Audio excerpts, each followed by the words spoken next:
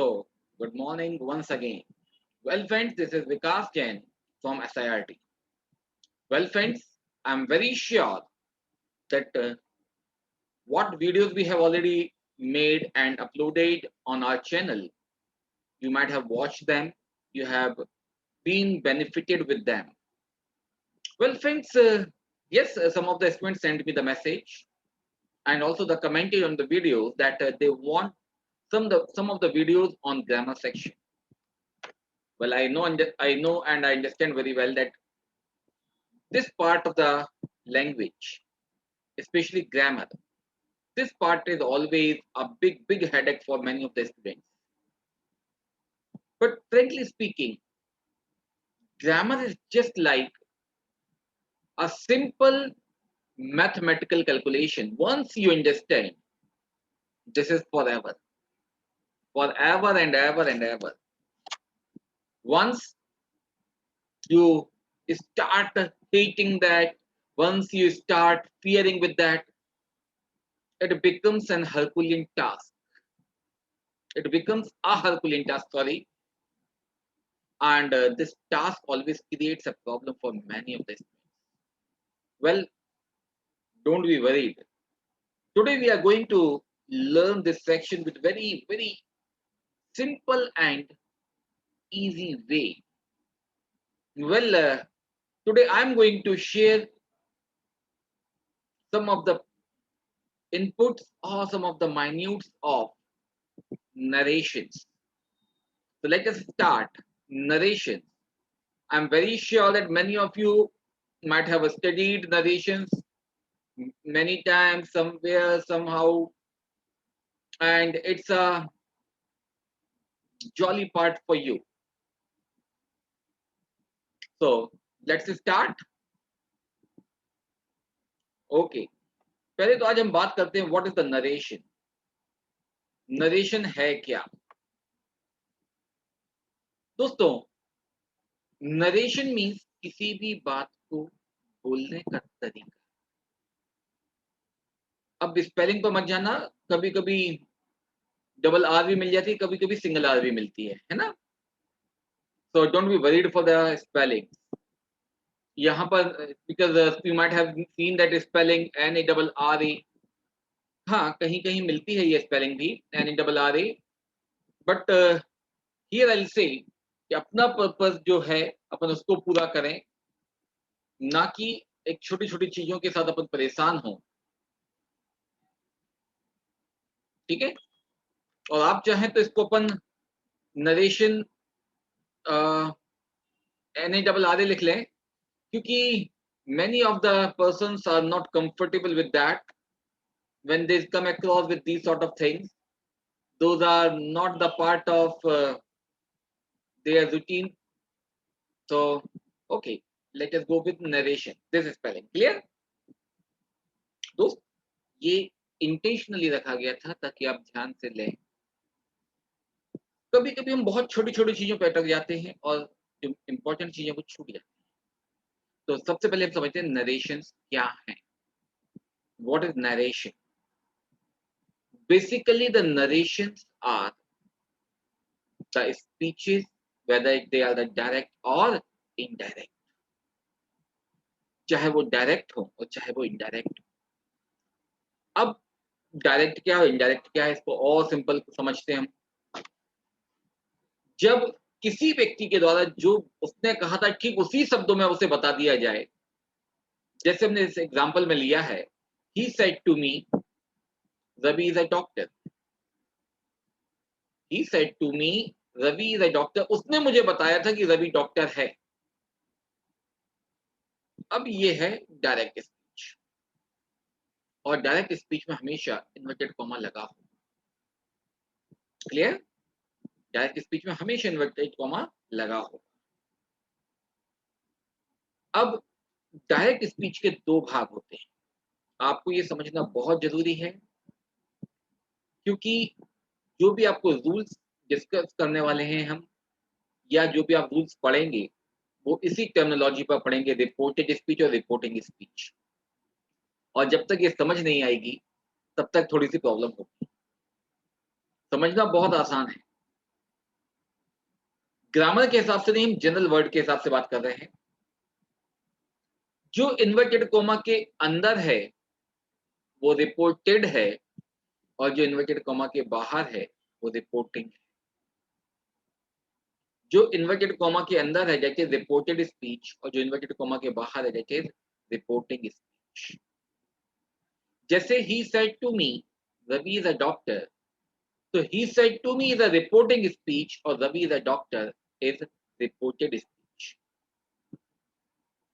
He said to me, उसने मुझे कहा, या उसने मुझसे कहा, ये रिपोर्टिंग है, और जो इन्वर्टेड कोमा के अंदर है वो रिपोर्टेड है। अब रिपोर्टिंग स्पीच के तीनों पार्ट्स भी हमें समझना होंगे,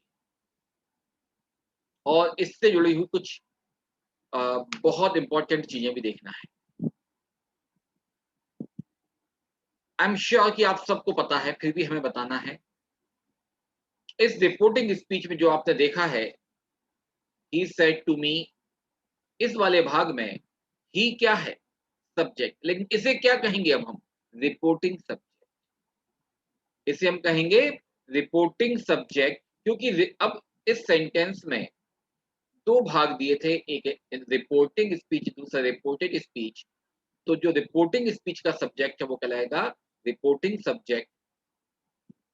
सेड रिपोर्टिंग वर्ब है, और मी रिपोर्टिंग ऑब्जेक्ट। क्लियर? अब आपको टू क्या है? अरे ये तो प्रीपोजिशन था यार, जो सेड के साथ लगकर टू को जोड़ रहा था। ठीक है, तो he said to me basically reporting speech है, और इस रिपोर्टिंग स्पीच में he reporting subject, said reporting verb, or me reporting object. Hope everybody is quite comfortable with this. Done? Yes. अब रवि इज अ डॉक्टर, ये भाग देखें तो ये क्या है? Reported speech. क्लियर है? अब इसी सेंटेंस को जब हम रिक्वायर्ड चेंजेस के साथ, इसी सेंटेंस को जब हम रिक्वायर्ड चेंजेस के साथ लेकर आते हैं, तब इसे कहने लगते हैं हम indirect speech. He said to का हो गया टोल्ड। अब ये क्यों हुआ, कैसे हुआ, ये हम बाद में बात कर लेंगे। कि he told me that Ravi was a doctor, अब ये हो गई इनडायरेक्ट स्पीच, कि उसने मुझे बताया था कि रवि डॉक्टर था। और आपको सर रवि तो अभी भी डॉक्टर है, तो बात तो पास्ट में की गई थी ना। वो चेंज कैसे करना है ये हम बाद में डिस्कस करेंगे, अभी तो हमें सिर्फ इतना डिस्कस करना है कि हमें सेंटेंस में हम ये समझ लें कि डायरेक्ट क्या है और इनडायरेक्ट क्या है। होप कि आपको अच्छी तरह समझ में आ रहा है। Okay, beautiful. अब आगे देखते हैं, आगे देखें। अब आते हैं नेक्स्ट चीज पर, कि construction of indirect speech of assertive sentences. अब बेसिकली थोड़ा सा इसको समझने की जरूरत है। जब भी हम डायरेक्ट से इनडायरेक्ट बनाएंगे कोई भी चेंज,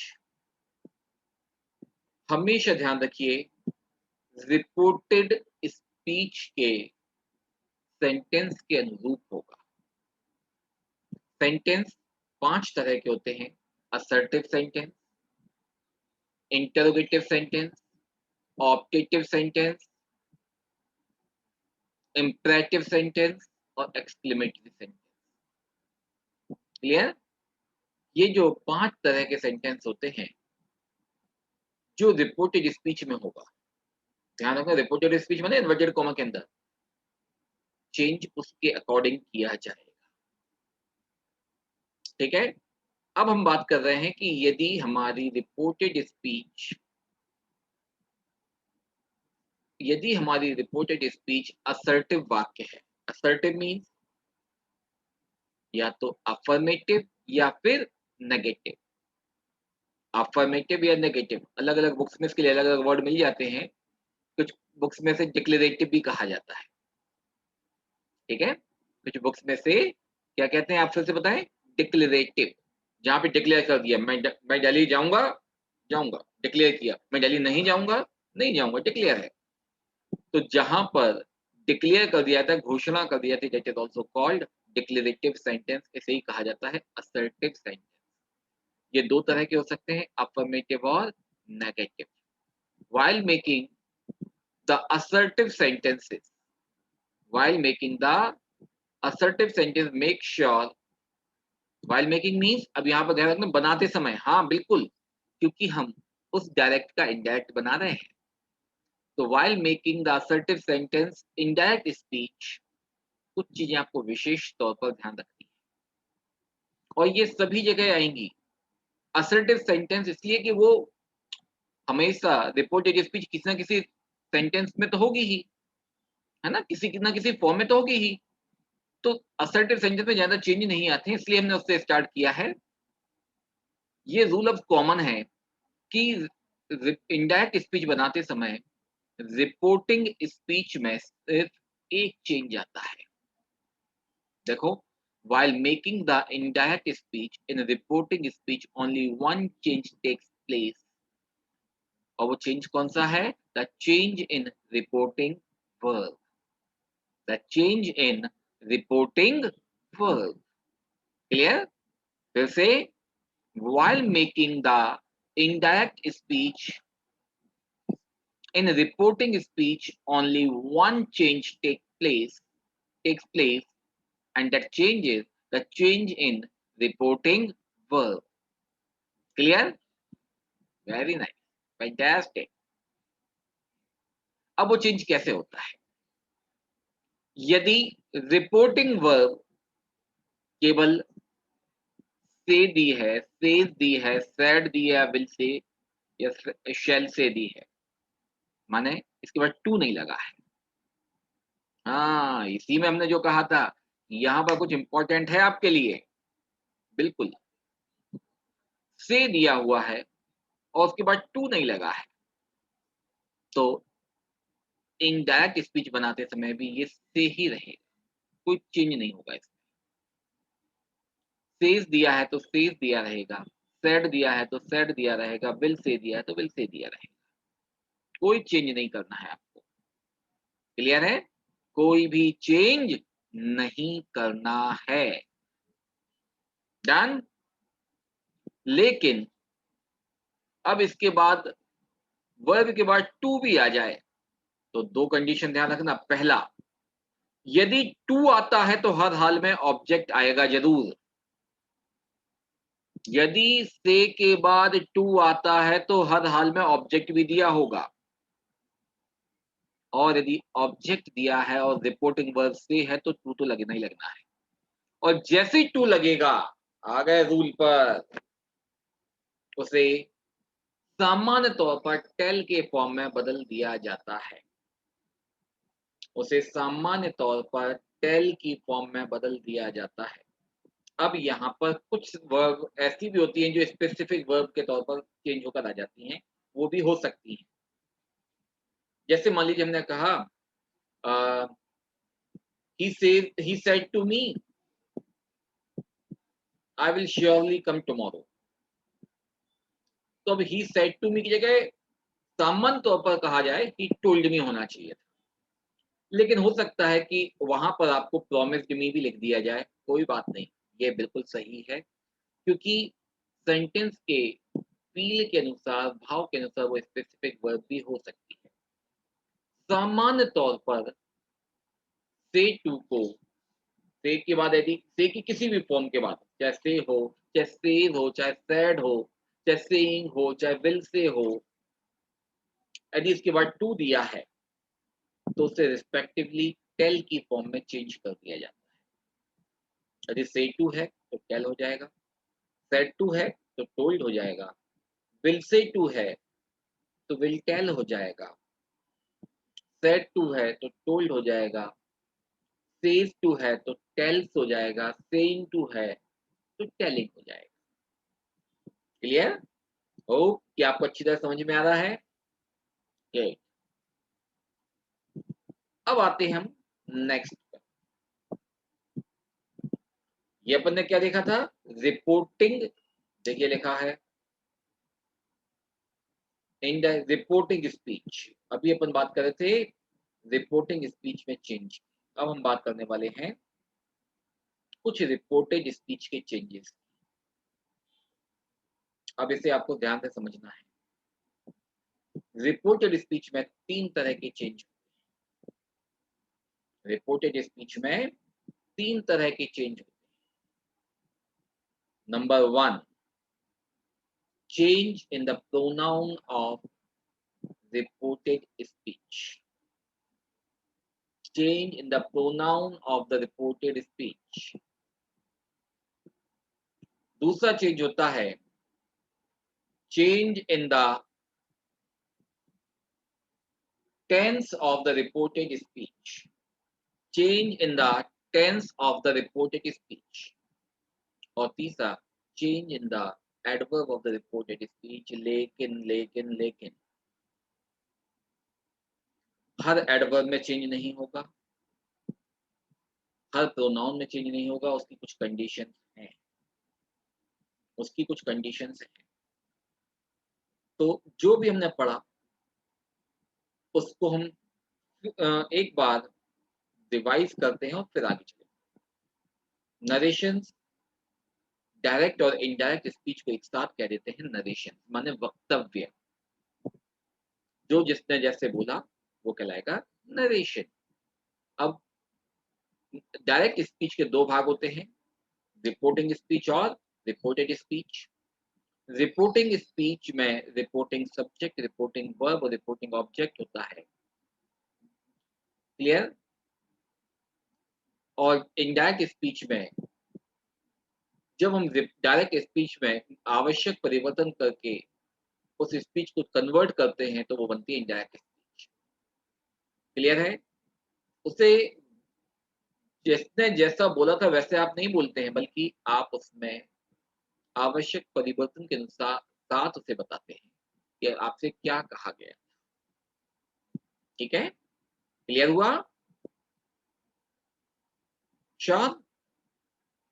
अब इसके बाद हमने बात की थी कि असर्टिव सेंटेंस में जो चेंज होता है, खासकर रिपोर्टिंग स्पीच में, वो सिर्फ एक जगह होता है और वो है रिपोर्टिंग वर्ब। और उसमें भी कंडीशन है, यदि से वर्ब दी है, ध्यान रखना, यदि वर्ब से दी है और उसके बाद टू लगा है तो ही चेंज होगा, वरना चेंज नहीं होगा। अब एक और बात, यदि वर्ब से नहीं दी हो, कोई और दी हो डायरेक्ट स्पीच में, तो चेंज नहीं होगा। खत्म। कोई ज्यादा दिमाग लगाने की जरूरत ही नहीं है आपको। हमने इसलिए कहा था ना, सिंपल तरीके से पढ़ो। जितना सिंपल पढ़ोगे उतना सिंपल हो जाएगी ग्रामर आपके लिए। कॉम्प्लिकेट नहीं करना है। कॉम्प्लिकेट तो तब हो जाती है जब हम उसको एक रूल्स को अनावश्यक उनके साथ उलझना शुरू करते हैं। चीजें सहज हैं, बहुत इजी हैं, एंजॉय करते हुए पढ़ते हैं। तो जब से की किसी फॉर्म के बाद टू लगा है, केवल असर्टिव वाक्यों में, केवल रिपोर्टिंग स्पीच में या रिपोर्टिंग वर्ब में केवल तभी चेंज किया जाएगा, वरना चेंज नहीं किया जाएगा। और यदि से के अलावा कोई दूसरी वर्ब दी है और फिर टू भी लगा है तो भी चेंज नहीं होगा, पहली चीज। दूसरी चीज, यदि से में से के बाद टू नहीं लगा है तो भी रिपोर्टिंग वर्ब में कोई चेंज नहीं किया जाएगा। तो अपन बात कर रहे थे रिपोर्टेड स्पीच में चेंजेस की, तो 3 तरह के चेंजेस होते हैं। प्रोनाउन में चेंज, रिपोर्टेड स्पीच के प्रोनाउन में चेंज, रिपोर्टेड स्पीच के टेंस में चेंज और रिपोर्टेड स्पीच के एडवर्ब में चेंज। इसमें हमने आपसे कहा था कि सभी प्रोनाउन में चेंज नहीं होना है, सभी एडवर्ब में चेंज नहीं होना है, और ना ही हर बार टेंस में चेंज होना है, कुछ कंडीशंस हैं उसकी। ठीक है? अब बात करते हैं अपन एक एक condition. Changes in tense of reported speech. Changes in tense of reported speech. अब टेंस में कैसे चेंज करना है ये समझते हैं। यदि अब चेंज तो रिपोर्टेड स्पीच में हो रहा है, लेकिन हो काय के अनुसार रहा है? रिपोर्टिंग स्पीच के अनुसार। ध्यान से समझें, टेंस चेंज होना है रिपोर्टेड स्पीच का, लेकिन होगा कब? जब रिपोर्टिंग वर्ब पास्ट में दी हो तभी चेंज होगा। यदि रिपोर्टिंग वर्ब प्रेजेंट या फ्यूचर टेंस में दी होगी तो रिपोर्टिंग वर्ब के प्रेजेंट फ्यूचर टेंस में होने की कंडीशन में रिपोर्टेड स्पीच के टेंस में कोई भी परिवर्तन नहीं किया जाएगा। फिर से, if the reporting verb is either present और फ्यूचर टेंस, फ्यूचर ज्यादा सिर्फ यहाँ पे टेंस नहीं लिखा, आपको अपने समझाने के लिए लिखा है ये। If the reporting verb is either the present tense और the future tense, then no change in the tense of the reported speech. तब रिपोर्टेड स्पीच के टेंस में कोई भी चेंज नहीं होगा। टेंस की बात कर रहे हैं हम, ये नहीं कह रहे कोई चेंज नहीं होगा, हम बात कर रहे हैं टेंस में कोई भी चेंज नहीं होगा। क्लियर? ध्यान से फिर से एक बार, if the reporting verb is either present or the future tense, then no change is in the tense of reported speech. Done? Okay. अब देखते हैं कैसे। He says Mohan is a magician. अपन ये सब assertive sentence के पढ़ रहे हैं अभी। हमारा indirect speech हम जो बना रहे हैं वो assertive sentence की बना रहे हैं, क्योंकि आप ये देखिए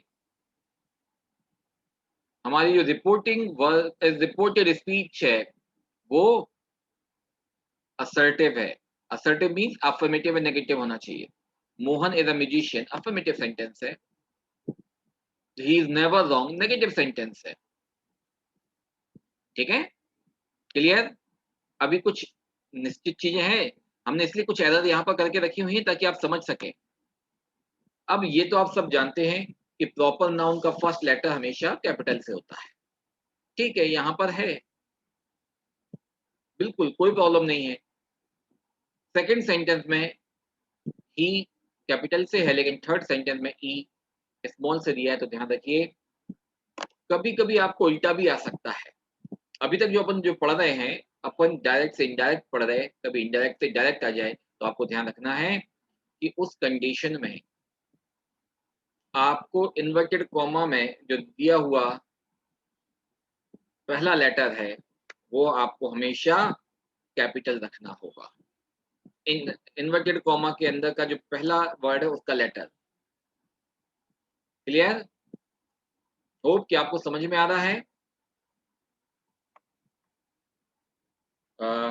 चलो अपन इसको फिर से स्टार्ट करते हैं यहीं पर। Yes, so he says Mohan is a musician. अब असर्टिव सेंटेंस है, ये तो हमने देख लिया। अब हमने देखा ही सेज, रिपोर्टिंग वर्ब कौन से टेंस में है? सेज दिया हुआ है माने प्रेजेंट टेंस। इंडेफिनिट हो चाहे कंटिन्यूअस हो कोई फर्क नहीं पड़ता, हमें होना प्रेजेंट या फ्यूचर में चाहिए, और यदि प्रेजेंट और फ्यूचर में है तो रिपोर्टेड स्पीच के टेंस में कोई चेंज नहीं होने वाला है। He says Mohan is a musician, तो हमने कहा ही सेज दैट। अभी आप कहोगे दैट कहां से आ गया सर, आपने इसके बारे में तो कोई बात ही नहीं की। अब बात करते हैं कि असर्टिव सेंटेंस यदि रिपोर्टेड स्पीच में दिया है और हम इनडायरेक्ट स्पीच बना रहे हैं तो कंजंक्शन के तौर पर दैट का यूज किया जाता है। कंजंक्शन के तौर पर दैट का यूज किया जाता है। He says Mohan is a musician, तो हो जाएगा he says that Mohan is a musician. यहां पर देखिए, यहां पर आ दिया हुआ है, यहां पर आ दिया हुआ है और वर्ब दी हुई है इज। तो Mohan is a musician. Pronunciation फिर से आप लोगों में से बहुत सारे लोग होंगे they are not very comfortable with this pronunciation. Musician, musician भी आप बोलते हैं, चलेगा यार, कोई प्रॉब्लम नहीं है। आपको जो ठीक है, अभी अपन का यहाँ पे पर्पस ग्रामर पढ़ना है, न कि प्रोनाउंसिएशन या स्पोकन के पार्ट पर जाना। हम कम्युनिकेशन स्किल्स जब पढ़ेंगे तब वो ही पढ़ेंगे। He says that Mohan is a musician। अब यहाँ पर चूंकि प्रेजेंट थी और प्रेजेंट की प्रेजेंट रिपोर्टिंग वर्ब प्रेजेंट थी, तो यहाँ पे इज का इज ही रहा, कोई चेंज नहीं हुआ, टेंस में चेंज नहीं होगा यदि हमारी रिपोर्टिंग वर्ब प्रेजेंट टेंस या फ्यूचर टेंस में होगी। दूसरा सेंटेंस देखते हैं। My father will say to me he is never wrong. My father will say to me, अब देखो से टू दिया है, हाँ याद आ गया, तो टेल हो जाएगा। My father will tell me, अब टेल के बाद टू नहीं लगाना, ध्यान रखना, से टू का ही तो अपन टेल कर रहे हैं ना, तो टेल के बाद टू नहीं लगना है। My father will tell me that, conjunction that लग गया, ही इज नेवर रॉन्ग। अब आप कहोगे सर यहाँ तो ही आया, प्रोनाउन है, फिर चेंज क्यों नहीं किया प्रोनाउन में? आपने तो कहा था रिपोर्टेड स्पीच के प्रोनाउन में चेंज होता है। होता है दोस्त, होता है, अपन आगे देखेंगे कब होता है, कैसे होता है, वो अपन आगे देखेंगे, ठीक है ना। नया देखते हैं, अगला सेंटेंस देखते हैं अपन। The government is saying to the citizens everyone will have to keep patience। the government is saying to the citizens, फिर प्रेजेंट आ गया, is saying, अब उसके बाद टू भी दिया है तो हो जाएगा is telling the citizens, तो हो जाएगा government is telling the citizens that everyone will have to keep patience। अब यहाँ पे विल का वुड नहीं हुआ, ही का वॉज नहीं हुआ, क्योंकि रिपोर्टिंग वर्ब प्रेजेंट या फ्यूचर टेंस में दी हुई है। क्लियर? इतना समझ में आया आज? चिंता मत कीजिए, इसको हम बहुत सारे पार्ट में बनाने वाले हैं ताकि एक बार में कोई ओवरडोज ना हो। हाँ बिल्कुल, don't worry, we will not be going for overdose. जो आसानी से एस्टिमुलेट हो सकता हो, जो आसानी से डाइजेस्ट हो सकता हो, हम उतना ही लेंगे। डोंट वरी, हम इसमें बहुत सारा ओवरबर्डन डालने वाले हैं। आज हमने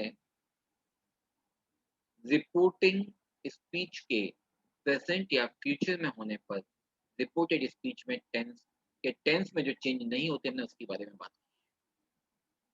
आप आज इतना वर्कआउट कीजिए, यदि कहीं कोई डाउट हो तो don't worry, I am here, don't worry, I am here. Clear? So by the time, have a very good day, enjoy yourself।